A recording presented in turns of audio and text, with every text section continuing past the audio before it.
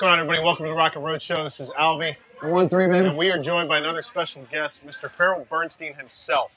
How do you do? Farrel, for all of our viewers that are going to watch this here in the next couple of days, give us a little background. Who are you? Where are you from? How did you get into this crazy world that we call the biker world? Well, my street name's FTW Farrel. Most people believe FTW means one thing. In actuality, from the get-go, it's forever two wheels. Forever two wheels. See, I was thinking, fuck the world. That's what everybody thinks. That's what it's turned out now. But if you ask any of the real old timers, why would you want to fuck your own world? Right on, man. This is our world. Yep. So it's forever like two it. wheels. Been riding since 17, I think. Okay. I got my first bike in Norton Atlas. Hung around with the guys on the corner from where I lived. They were all the bikers, Right. Reed Midman. I don't know why I remember his name, but that was who it was. I looked up to them, and they had their bikes. And back then, stealing bikes wasn't such a bad thing. Okay. So my first bike was a Norton Atlas, and we called it the sewer bike because those guys stole it from some guy that was working in the sewer that parked his bike outside. Big mistake. Big mistake. Anyhow, we took them and we used to race them. We used to take them up to Fishkill. They had what they called a hound and hare race up there. And you'd ride your bike up there, you put a paper plate on the headlight, put a number on it, and you'd race. And if you were lucky, you got to ride it home. If not, there was always somebody came up with a pickup vehicle, just drag them home. And that's where it started. Yeah. That's so cool, man. And so it was just the guys on the corner that kind of got you into motorcycles then? Yeah, it was a bunch of older than me. Yeah. Italians and Greeks. And, crazy times riding out to Nassau County. They had a farm school out there, and they raised animals. We went out there, we stole a pig for a barbecue. Well, at least it wasn't a cow, man. Cattle rustling. Cow would never fit on the bike. It was tough getting the pig on. I can imagine. Who the hell put that on the back of their bike? I tell you what, that pig shit all the way home. It stunk for days and weeks and weeks. That was the craziest thing, man. So it was on your bike? Yeah, pig shit, yeah. Well, you were the young guy, right? So they had. That's right. That's why when we went up to the races, I was always, not always, but I was occasionally, okay, take your uncle's van. All right. Okay, I'm not riding the bike tonight. You were the recovery vehicle. Right. I was a prospect at the time. So you, obviously, New York City, grew up in New York City. I imagine the motorcycle scene's crazy up there. I just envision it being just an absolute nightmare up there. Yeah, well, no, it was a lot of fun. It's a whole different thing. Traffic down. Well, now traffic down here is about the same. Sure. Yeah. But traffic down there, you had to be able to dodge cabs that were making U-turns in front of you, and the hookers that were stepping out, and potholes up the kazoo. So moving forward after New York, how did you link up with Indian Larry and explain the connection with Indian Larry? Living in the city, Larry moved down into the city and he opened up a couple of shops with some friends of mine, Steg and English Don. Okay. And they had shops, and they did a lot of work for me, and we hung out together down the village. Most of the shops, actually, the first shops that they owned, in the mid-40s, 40th Street, on the far west side, they had buildings there that were actually stables for the horses, for the horse-drawn carriage train. Right. And they'd have giant elevators for the horses to take them up to, and they rented out one of these buildings, and they had used bike parts and mechanics. And then from there, they opened up that was Larry and English Don. They opened up across the street. They bought an old garage out. And we all hung out down in the villages. Yeah. Just fun times down there. That's crazy. Hogs and Heifers, the original Hogs and Heifers. Yeah, yeah. Right. That was a good place. Wow. That was I went to the fun one in Vegas. place. Vegas, yeah. Same girl, Michelle. Right. She still owns it, I believe. That was a fun place. Yeah. I remember. We went there. It was actually a really cool place. We were there late at night. It was we were the only ones in there, Uh-huh. and just a couple of us. My brother, myself, my wife. We were riding and stuff, and it was. Yeah, but Hogs in this city was totally different. Oh, They had a cellar right there. Right. And I remember coming out, my friend Ray made a big party there for his wife, her birthday party. And we're coming out, and we're all pretty well toasted. And Dana, my wife's girlfriend, says, I wonder what's down in the cellar. And of course, she's got to go down the cellar. Right. Comes up with a case of beer. I go, Dana, what are you doing? She goes, it's not even cold, let's go. And we took the beer. I don't think they ever knew about that one. That's amazing. They probably never will. Probably, well, now they might. Now they might, right? Tell Michelle about it. What's the inflation and Oh, the interest rate on that, interest right? rate on a case of beer. That's too funny. Yeah, that was fun. Most people, I think, know you for your work in jewelry. How did you get into jewelry? Well, jewelry is my dad's trade. I've been making jewelry since I'm 12. Okay. And like I said, I took a little vacation. And when I came back, I had no money to make silver jewelry or anything. So I started taking like a silver ring. Actually, it was this ring. And I would cut the top of it off and solder it on a blue dot taillight. And I put them in the Harley dealerships where my friends were running them, and they sold real well. But they were expensive. They were $40, $50 in silver. I think, you're making costume jewelry. Let me see what I could do with that. I've never done it before. Found out where, how, who does it. And we started making them in white metal. Right. And I had about 3 or 4 different designs, different skulls and blue dot lights, all in white metal. And I had them in the New York City Harley dealership. And an old friend at this point, well, rest in peace, Tiny the Beautiful from Hells Angels Coma chapter, Okay. was at Sturgis. And he saw my blue dots. They were being, no.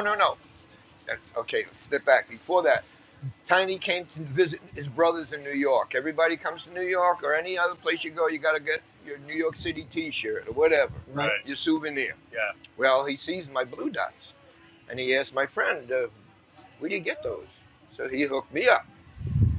Tiny had a motorcycle distributorship at the time called California Puttin Products out of Pacoima, California. And he said, I love him. How can I get him? And he was my first distributor. And he did fairly well with them. And then he took them to Sturgis that year. And he had a wooden board with all taillights in it and all the blue dots. At that time, I came up with about another 6 or 7. So I had about a dozen different styles. And he had them all in these lights on a board in Sturgis. And Drag Specialties came by, and they saw it. And so he put them in touch with me. And he says to me, tells me what happened. And I says, Tiny, what can I do? I'll give you 2 cents on everything I sell to them. He goes, no. He goes, you're my friend. He goes, what you're going to do, you're going to sell them to me cheaper than you sell it to them, so that my distributorship is still going to sell my customers and not going to get them from Drag. I said, not a problem. Nice. And from there, I started, I'm looking at my bike, what else can I make? I made gas caps, oil caps, ignition switch covers, valve stem caps. What else did we do? Brake caliper inserts, axle nut covers, mirrors, nuts. We did a line of probably 15 different skull nuts, 1/4-20s, 3/8, all the way up, all the way down, all with different skulls on them. Jeez. And we did that for about 15 years. And we moved down here thinking I could do this from anywhere, because we were doing it in New York. I had my factory in Manhattan. And we got here, and 2 years later, Obama came into play, and China came into play, and I get a call from Drag Specialties. Listen, Farrel, we're dropping your line. I go, which item? No, the whole line. I go, 20 years, you're dropping, why? Now, I had been friendly with them. Tom Moscow was the vice president at the time. And he says, Farrel, he goes, Drag Specialties is owned by the Le Mans Corporation, which is Parts Unlimited, Drag Specialties. They do water sports, they do jet bike, they do everything. Yeah. Word came down from the upper echelons. We can get stuff similar to yours, made in China, cheaper. I says, but Tom, you got to import them. He goes, they come here cheaper than you can make them. I said, but mine are all made here in America, made in the United States. Right. He says, you know what? They don't really give a fuck. It's all bottom line. Damn. And so I went back to jewelry. It's okay. Right on. That's just, you know. And That's the sad, jewelry, man. the jewelry's got me fucked. Look at these people. My friend Averill. Right? How much stainless steel jewelry can you get? 2 for $40, $20 a piece. Right. 2 for $35. My rings are $200, $300. Yeah. Well, yours are also silver. Yeah, these are all sterling silver, 925. But today you're going to have, everybody wants to dress up to be a biker. Yeah. Yeah, so you get the 2 for 40. Yeah, you get all these extra rings. I got you. I do like the stainless. I've had some. Sorry, but I'm not saying they're not nice. Yeah. I'm saying they fucked me. Yeah. Well, you know, and I think that goes a long way too, because it's seen here, right? It's seen in the biker community. It's seen everywhere. You know. Oh yeah. It's the way of the world. We today. live in a society where things are disposable, right? Everything's disposable. Yep. You go out and buy a couch. The couch is going to last you a couple of years, and you're going to go back and you're going to buy another couch where, 20 years ago, your parents were reupholstering. The term is planned obsolescence. That's it. Right. That's exactly right. Your phones, everything that you have is designed to be thrown away. I was about to say that. Or I shouldn't say thrown designed away. to fail. Designed to fail and designed to be replaced. I'm getting phone calls now. My wife's car is a Mazda. I'm getting phone calls. Do I want to re-up on my warranties? I go, well, no, it's fine. All of a sudden, I get in the car. The radio's not working. Of course. Right? Oh, man. These motherfuckers. They sent some shit down to you. They figured it out. They know it's going to die right about then. Let me call him up and see if he wants help. Yeah. There you go. That's how it is, man. The way of the world today. Unreal. No, and I spoke to you earlier this morning, and you've been posting some old school shit that you've found, laying around. Yeah, it was English Don made those videos. Is that right? And I was actually sitting in bed last night, trying to find some inspiration to come here and find something to talk about. So tell me we were in bed together then. That's it. That's exactly right. And okay, now I can deal with it. Yeah, there you go. So, but yeah, I was going through these videos, and it was just, it was just still pictures, just rolling through, and it was wild, man. It was everyday life, man, for them. For sure, and a lot of those shots were taken by Don and Teddy Bear. Okay. Yeah, and it was just awesome, man. It's just old school shit, man. So many pictures of India. That was what was known as the drunken drags. Yeah. All those pictures of the drag races. Okay. Those were the drunken drags. Y'all gonna get hammered and one time or another. Hey, watch this. Hold it. Hey, you want to race, asshole? Let's go. We got a little track right here in front of us. That was how How weird. Most of those pictures racing were How Weird and Vern. Vern was an ace mechanic. Right. He did the top end on my bike. He did the bottom end on my bike. I'm not really gentle on my bikes. Yeah. No, I can do enough to get me by, but if I had to rebuild anything, there's no way in hell I'm getting that far into it. Nope. I'll take a shot at it. You'll take a shot at it? I don't mind. After my endeavor with the so here's a funny story for you, Farrel. So I've got a 15 Street Glide, and my clutch master cylinder has been leaking for call it a year. And Another scene. the fix that I had initially was shop rag, tied it off. Fuck it, it's good. It's not leaking bad enough. It's just I just don't want it to get on the paint, right? So so I go about a year with this shit. And I finally decide, you know what? I gotta get this shit done. So I go to Harley dealership. I ask them. They're like, "Oh, it's XYZ, $500 a year out the door." I'm like, "Nah, not paying that." So I find it online. I get off, aftermarket part. Cost me $100. Cost me another 50, and fluid and shit to get it done. Right. So one day it was about a month ago. No, not even a month ago. Not even We're doing a charity ride for a fallen police officer, and the Friday before the ride, I'm home. I don't have to work, so I'm like, you know what? Fuck this. I'm gonna get on this bike. I'm gonna fix it. So I start. I pull everything off. I got to pull the damn pipe off the bike to get to the valve to drain the fluid and everything. And long story short, I get it all done. I get the pipe put back on the bike and take off. While I'm taking the pipe off, I realize that I'm missing a nut going into the head. I'm like, all right, I'll find one of those, no big deal, right? Yeah. So I tighten up the nut, everything's good to go. Next day, we go out on this ride. And as we're actually headed to Burt's Barracuda, and I hear a rattle on the bike.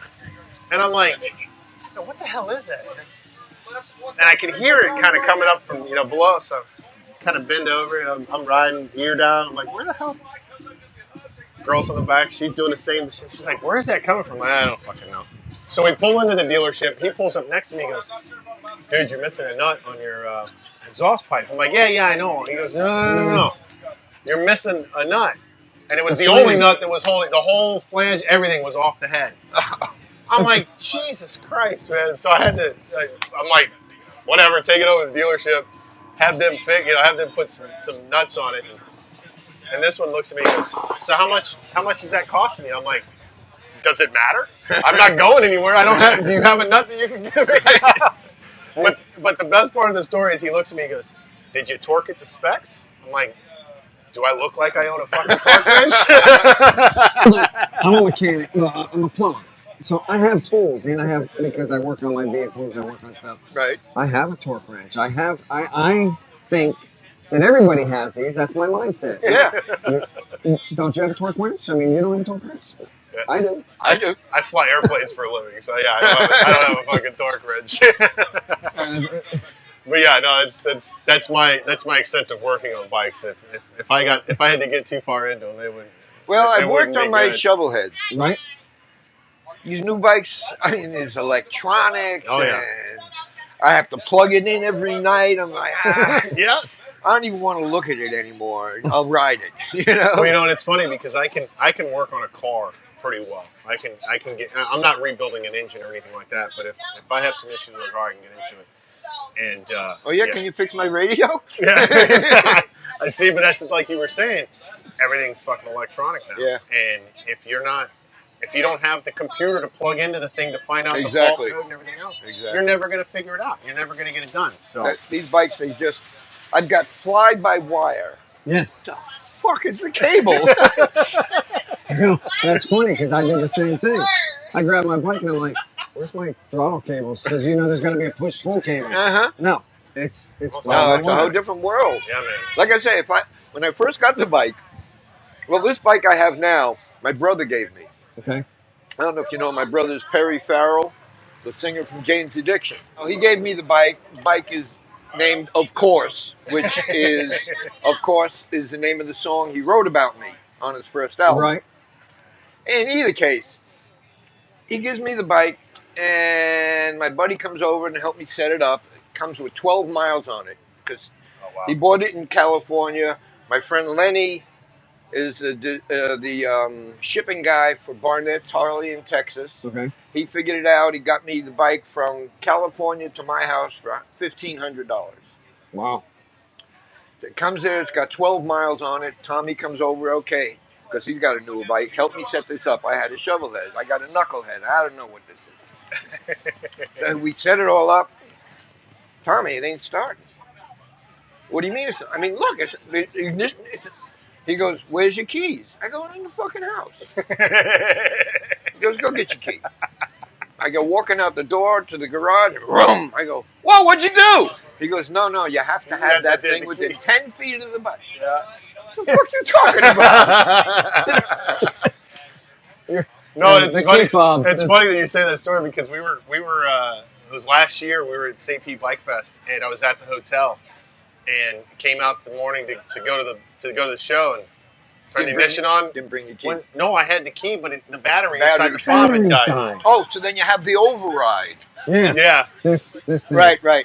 Yeah, you know what yours is? No. I got mine in my wallet. I don't even know how to set the damn thing. I'm like, no, forget it. Yeah, I've got mine on my phone.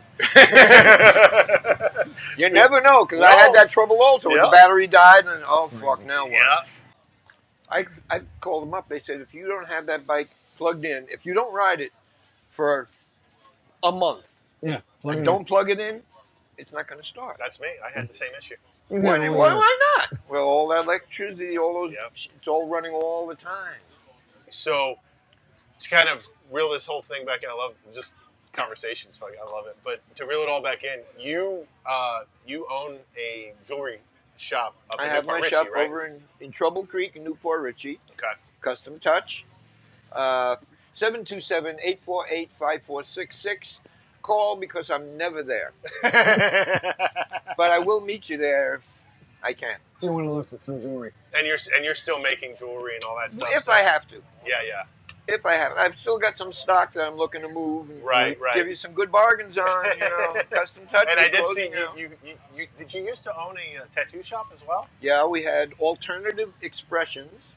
It was our tattoo piercing shop up in New York City. Oh, okay. So it was up in New York City. Yeah. Roger that. Yeah, that's a long time ago. Yeah. Because I think you had a post there that you had like selling some piercing stuff. Yeah. To kind of bring this whole full circle too, you made an awesome ring for Miss Jasmine Kane, who we just interviewed. Yes. 2 days ago. Yes. Lovely lady. Yeah. And I got to tell you a story because it's fascinating. Everybody sees her on stage and thinks she's a hardcore bitch. I expected to come into my shop and get the big iron cross on the chain or some heavy metal. She bought this most beautiful, delicate little liquid silver necklace with a little feather hanging. And we discussed why, and she says, well, I'm really a delicate girl. I says, similar situation. My kid brother's a big, famous rock star. And we were down in Miami having a lunch at a crab shack. We were down there, and my brother's wearing what he normally wore. Shorts, high white socks, Vans. He's a surfer. And we're eating and we're hanging out. And somebody walks up to the table and goes, Perry, I like the disguise. He looks at me. He says, do people think I really dress like I do on stage all the time? I said, well, that's who they think you are. Yeah, for sure. And I had the similar experience with Jasmine. It was wonderful. A sweet young lady. Yeah, you know what I mean? So you fell for it. I mean, because... Oh, yeah. And having a famous brother, you didn't realize. No. That's pretty cool.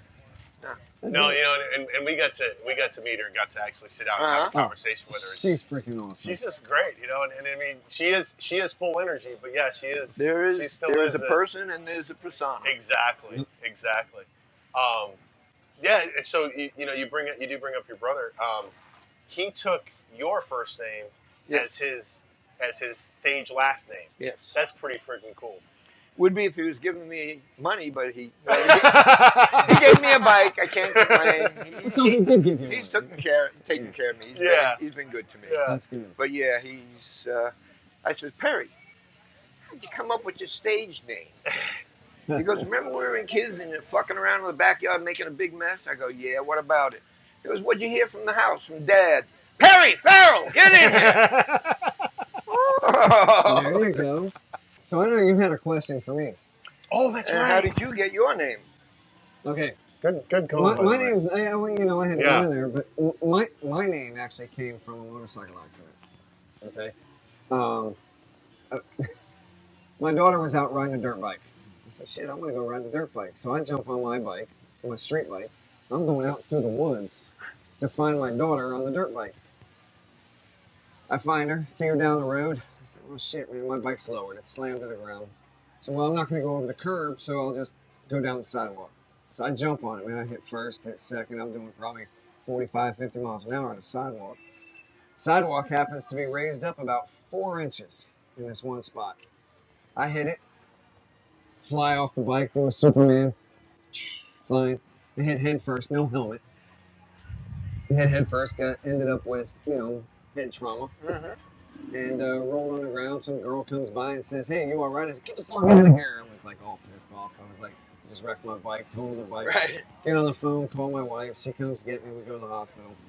13 staples in the head. Do the 13 staples. After a little while, guy named Flash Morgan from Q105, friends of his, he says, hey, 1-3, because of the 13 staples. I am now the 1-3. Okay. That was a short version, very... Well, the funny thing is you can be the 20-something or something, the right? 30. 30? If we go back even farther, in 95, yeah. December of 95, I was riding my bicycle. I lived in Key West. I was riding a bicycle to a buddy's house. He owed me money. And I said, well, I'll get on the bicycle, just haul ass down there. We're going out to dinner. I get hit by a car on the corner of Duval and Truman. Head first through the windshield, 17 staples. Same exact spot. Literally, same exact spot. So that was first. The 13 staples were later. And that's how. But I didn't want to be, hey, 3-0. So I'm a 1-3. Sounds like a plan. So that's where. Yeah, I always tell people there are only two kind of bikers: those that have crashed and those that will. Yeah, man. I mean, I've got mine. Oh, we've got knuckles gone. We've got all kinds of shit. I've got nuts and bolts holding this all together. Yeah, it happens. I think I got more hurt riding my street bike than I did motocross racing. Yeah. I used to do that too. That's a whole other story. I got broke up a little bit with that. Yeah. But no, I got worse in the street. Yeah. It's not fun. I paid me. How long did you motocross for? Oh, let me see. I took third place in the senior class. So, I don't know, probably 10, 12 years. Yeah. Wow. Yeah, me and my son. He mostly motocross. I stopped racing when he could beat me real easy. Did you guys ever race down the races in Daytona then? No. Never made it out Long there. Long Island Sports Committee. We did some of the East Coast locals, Laconia, not Laconia, Unadilla. Okay. Unadilla, New York. That's where they had the big races, and a couple of southern states we traveled to. It was fun. You get hurt. Yeah, oh yeah. Well, I will tell you what. It's been a great interview. It's been awesome. I appreciate you coming out My and chatting pleasure. with us. It's been fun. If you want to look into the camera, if you've got anything you want to plug, you want anybody to know where to find you, all that stuff, let them know now. Well, like I said, Custom Touch. We're in Trouble Creek, Newport Richie. 727-349-4172. No, that's not the number. 727-848-5466. There you go. And call if you want to come down. I'd be more than happy to meet you there. And if you don't see anything you like, I can take you down Trouble Creek. It's a great ride. We can wind up in Tarpon Springs and have a beer. Hell yeah.